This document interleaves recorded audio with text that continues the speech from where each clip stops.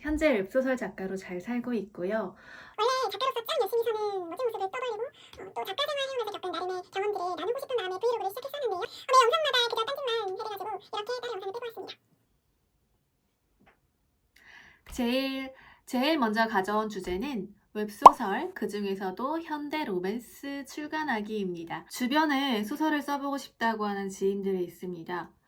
그분들이 공통적으로 건네시는 질문이 어디서 영감을 얻느냐? 입니다. 영감을 얻어야 그걸 가지고 소설을 써나가는 여정을 시작할 수 있기 때문에 그런 질문들을 하시는 것 같아요. 저는 매번 이렇게 답변 드립니다. 영감은 요 두 가지에서 나온다고요. 영감이 막 생겨나요. 그러면 그 영감만 있으면 쭉 써질까요? 일단 영감이 떠오르자마자 브레이크가 발동됩니다. 그 영감을 믿고 작품을 시작해도 되느냐라는 의심의 브레이크요. 제가 제 머릿속에 떠오른 영감을 판단하는 기준은요. 우리의 목표는 1차적으로는 출간일 거고요. 더 나아가서는 되도록 높은 수익이 될 겁니다. 글로 돈을 벌겠다는 말 뜻이고 그 말인즉 순수하게 취미생활로 하려는 게 아니라는 거죠. 웹소설은 기본적으로 상업성을 강하게 띠는 글입니다. 상업성이 좋아야 출판사의 선택을 받고 또 나아가서 플랫폼의 선택을 받고 최종적으로는 우리의 목적지인 독자님들의 선택을 받습니다.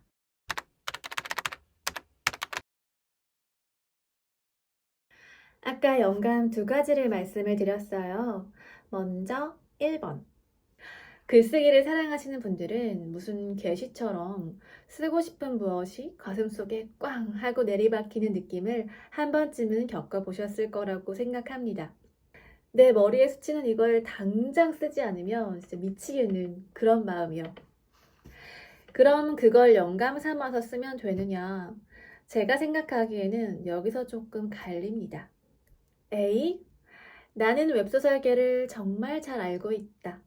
헤비 독자다. 나는 베스트셀러에 랭크인된 작품들을 재밌게 보고 또 그런 글을 쓰고 싶다. 마음 가시는 그거 그대로 쓰시면 될 것 같습니다. B. 나 웹소설 많이 안 본다. 그냥 조금 아는 정도다. 내가 좋아하는 류의 작품들은 소위 마이너인 것 같다. B-1 수익에 크게 연연하기보다는 내가 원하는 글을 쓰면서 소소하게 벌이도 한번 해보고 싶다. 쓰세요. 특히 마이너라 하더라도 그쪽의 매력을 정말 잘 파악하고 계신다거나 정말 잘 쓸 자신이 있다고 생각이 되시면 무조건 쓰시는 걸 추천드립니다. 잘 쓴 마이너 작품은 진짜 오랫동안 통장에 효도를 하더라고요. 그럼 B-2. 내가 좋아하는 글을 쓰는 것도 좋지만 좀 덜 끌리더라도 돈을 조금 더 잘 벌고 싶다. 그거 쓰지 마시고요. 저랑 같이 2번으로 가실까요? 다음 2번. 이 대목에서 저에 대해서 간단히 소개를 드릴게요. 저는 원래는 다큐 예능 같은 프로그램을 만드는 구성 작가를 희망하는 사람이었는데요. 방송과에 뛰어들기 직전에 운명적으로 귀엽고 멋진 고양이 하나를 만납니다. 그런데 방송 작가는 집에 거의 못 들어간다고 하네요. 귀한 고양이를 모시고 살기에는 구성 작가는 적합하지 않다. 바로 드라마 작가로 방향을 틀었습니다. 작가 교육원에 다니고요. 일도 조금 해봅니다. 재밌었어요. 배운 것도 정말 많았고요. 하지만 저랑은 잘 맞지 않더라고요. 스토리를 다룬다면 저는 대본보다는 소설이라는 형식이 더 좋겠다는 생각을 가졌어요. 그런데 또 어떤 소설을 좋아했었느냐? 순문학 좋아했거든요. 하지만 등단은 객관적으로 가능한 일이 아니다. 고민을 해보다가 웹소설이라는 게 있다는 걸 알게 됩니다. 그때가 2016년이에요. 리디북스, 로망티크, 좋아라, 북팔이라는 데가 있대요. 여기저기 기웃기웃 좀 해보다가 베스트 랭크에 있는 작품 딱 2권 읽고 무턱대고 달려들었습니다. 웹소설이라는 것 자체를 잘 모르는 채로 막 쓴 거예요. 마음 가는 대로 열심히 또 재밌게 쓰면 어떤 분들은 나를 알아주실 거다 생각하면서 용감하게 쓰고 싶은 걸 막 씁니다. 성적은 솔직히 그닥이었어요. 사실 처음에는 너무 신기했어요. 100이 넘는 돈을 글을 써서 벌었다는 것 자체로 만족스럽기도 했고 되게 뿌듯했고요. 이대로 시시때때로 내가 내키는 대로 단 한자 한자 노력을 눌러 담으면서 쓰다 보면은 점점 더 독자님들의 사랑을 받겠지 생각했습니다. 실제로 그런 식으로 서서히 성장을 하기는 했어요. 아주 느릿느릿 좋았는데요. 다만 웹소설이라는 게 혼자만 하는 작업이 아니라 출판사와 계약을 맺고 PD님들과 진행을 하잖아요. 리뷰, 교정, 표지값, 영업, 제 시간과 노력뿐만이 아니라 다른 분들의 투자가 들어갑니다. 저 같은 경우는 제가 글에서 느끼는 재미보다는 수익 쪽을 점점 더 추구하게 되더라고요. 그 후로 수익이 잘 날 글을 한번 써보자. 그렇게 각을 딱 잡고 시작했습니다. 현재는 수익이 그러면 제가 하는 방식인 분석을 토대로 웹소설 쓰는 순서를 말씀드려 보겠습니다. 사람마다 작업 과정과 방법이 정말 천차만별이기 때문에 어떤 분들에게는 제 작업 방식이 전혀 맞지 않을 수 있다는 점 양해를 부탁드려요. 1. 1차 출간을 목표하는 플랫폼을 적어도 한 달은 지켜보면서 어떤 글들이 어떤 풍호를 받는지, 베스트란에 랭크가 되는지 알아보세요. 다 읽어보는 게 물론 최상의 방법이겠는데요. 시간이 부족하다면 키워드만이라도 확인을 해보세요. 여러분들 눈에 자주 띄면서도 와닿는 키워드들이 있을 겁니다. 플랫폼별로 작품들의 느낌이 조금씩 다르기 때문에 아직 주요 플랫폼들에 대해서 파악이 안 되어 계시다면 시리즈, 카카오, 리디 이 세 플랫폼부터 살펴보시는 것을 추천드립니다. 나한테 더 맞겠다 싶은 플랫폼이 보이실 거예요. 참고로 말씀드리면 저는 문체가 무거운 편이고 좀 다크한 글들을 쓰기 때문에 리디에서 주로 출간을 하고 있고요.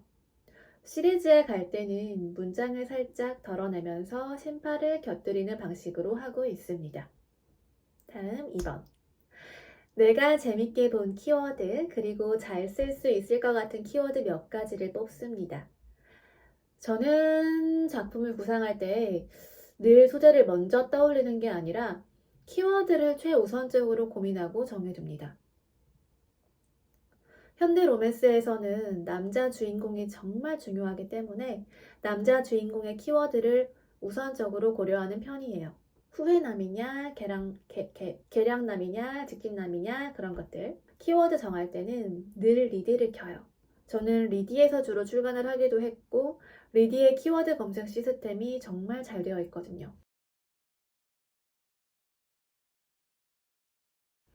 3번. 쓰고 싶은 키워드를 얼추 정한 다음에는 해당 키워드를 가진 작품들을 읽으면서 공부합니다. 이런 키워드들을 가지고 어떻게 구도를 잡는지, 어떤 식으로 이야기를 전개시켜 나가는지, 독자들은 이 키워드의 어떤 포인트에서 매력을 느끼고 재미를 느끼는지요. 저는 최소 3질의 작품은 읽어보는 편이고요. 리뷰가 많은 작품들을 중심으로 공부합니다. 4번. 읽는 방법. 신인 작가님들이 어떻게 작품 분석을 하느냐고 물어보세요. 그러면 세세히 연구하듯이 분석하는 것도 좋지만 일단은 그냥 재밌게 읽으시라고 권하고 있어요. 당연히 작품을 쪼개어 보는 건 큰 도움이 될 겁니다. 그런데 사실 그렇게 분석을 철저히 한다고 해서 그걸 바로 내 글에 적용할 수 있는 건 아니거든요. 내 분석이 꼭 맞아떨어지지 않을 수도 있고요. 만약에 분석하면서 읽으시는 게 재미가 있다면 무조건 하세요. 근데 너무 막연하다, 잘 모르겠다 이런 생각이시라면 타작품 분석만 하다가 내 글 쓰기도 전에 지칠 수가 있어요. 신인 때 처음부터 욕심에 차서 대단히 분석적이고 열성적으로 나선 분들 가운데 결국에는 작품을 완성시키지 못하고 아예 작가 일을 포기하는 케이스들을 봤거든요. 저는 그냥 정말 간단히 기승전결 그리고 줄거리 정리 정도만 추천드리고 싶습니다. 마지막으로 5번째. 우리의 목표는 한 작품 출간이 아니죠. 앞으로 계속해서 작품들을 세상에 내놓을 거예요. 그래서 가장 드리고 싶은 말씀은 혹여 첫 작을 쓰시고 계시다면 솔직히 그냥 원 없이 쓰고 싶은 거 쓰시면 좋겠습니다. 사실 한 작품을 완결까지 끌고 간다는 게 정말 어려운 일이거든요. 특히나 첫 작이라면요. 노하우도 없고 확신도 없고 굉장히 막막해요. 그럴 때는 내 글에 대한 애정이 완결까지 꾸역꾸역 가게 만드는 가장 큰 동력이 되고요.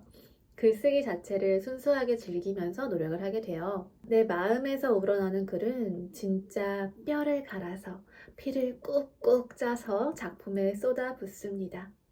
그렇게 노력해도 결과가 안 좋을 수는 있어요. 하지만 최선을 다한 그 과정 속에 결과보다 더 달콤한 결실들이 있고요. 무엇보다 작가에게는 완결이라는 경험이 그 어떤 공부보다 큰 성과입니다. 내 글의 장단점을 파악할 수 있고요. 한글을 완결시켰다는 그 자체로 어마어마한 자신감이 붙고요. 글 근육도 생기고요. 오늘 영상은 여기까지고요. 다음 릴스 영상에서는 캐릭터 짜기에 대해서 이야기를 해보겠습니다.